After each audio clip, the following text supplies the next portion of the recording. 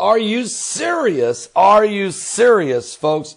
Israel has attacked a Syrian unit that fired at Israeli planes over Lebanon. According to reports out of Reuters, the Israeli Air Force today attacked a Syrian anti-aircraft battery that Israel said had fired a missile at its planes as they were on a reconnaissance mission over neighboring Lebanon. Matter of fact, no Israeli planes were hit in the Syrian launch toward them, but Israeli military spokesman Lieutenant Colonel Jonathan Karikas said that, adding that the counter-strike took place 2 hours later and incapacitated the anti-aircraft unit that was located about 30 miles east of Damascus.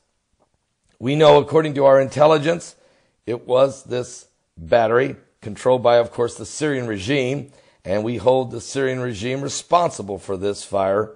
Now, folks, since 1974, Israel and Syria have had very few altercations with each other, although President Assad has publicly said his disdain for Israel and the fact that he has sided with the Iranians, who completely supply Hezbollah with their rockets in southern Lebanon, and Hamas in Gaza, both sides who hate Israel and have fired on Israel numerous times. Syria has remained as kind of quiet, but every now and then the Syrians will take a cheap shot at Israel planes or shoot across the border. Now, just yesterday, there was 2 rockets fired from the Sinai Peninsula that landed in Israel. So, as this South Asian Armageddon is brewing, as everybody's watching North Korea very, very closely, I've always said that if there's a war breaks out in South Asia involving the North Koreans, the South Koreans, the Japanese, the United States, even China or anybody else, it doesn't matter. If it breaks out there, look for the enemies of Israel surrounding Israel to go on the offensive and to really attack Israel. They will.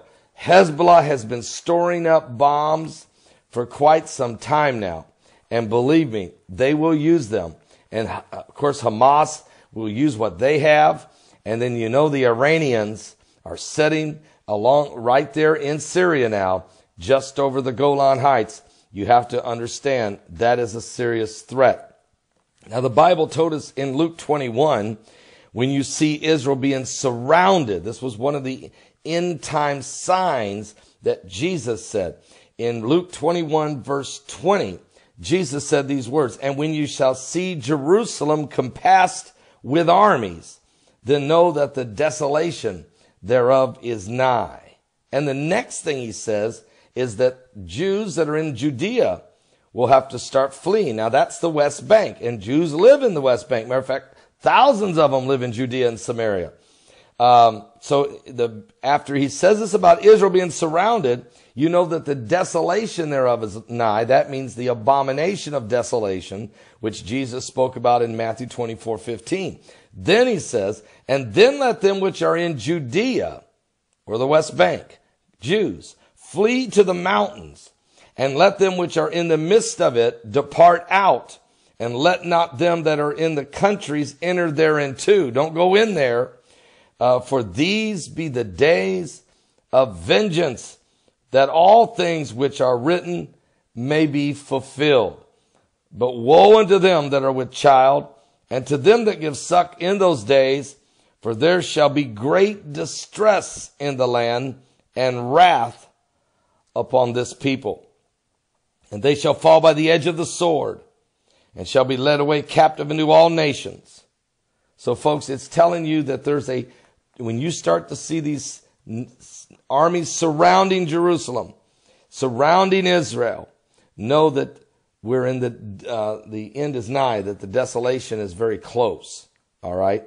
And there's going to be a time like we've never seen before. So we're watching very closely as Israel is in its 70th year since it became a nation in 1948. They'll be celebrating their 70th anniversary as a nation on that date of May 14th, of course, 1948, they became a nation. And so we're in this fig tree generation. So no matter what goes on around the world, which we cover extensively on this YouTube videos and our live broadcasting here at our website at paulbegleyprophecy.com, we cover extensively the current world events and how they relate to biblical prophecy. And Israel is a key component to that. Matter of fact, the book I wrote, Jerusalem Jihad, many of you have already gotten a copy of this book, and we've heard from so many of you saying they truly enjoyed it. If you haven't, this will help you understand the end time scenario that we're facing in these last days. All right? And how Israel is God's timepiece, prophetic timepiece for these end times. Give your life to Jesus Christ more than anything else. That is the message here, to get people to Jesus Christ. Because if you're going to be ready when the Lord comes, you got to first give your life to the Lord. Get your name written in the Lamb's Book of Life. I'll be back with more current world events and how they relate to biblical prophecy. We're truly living in the last days. The end time church is rising up with the harvest to win the souls for Christ. God bless.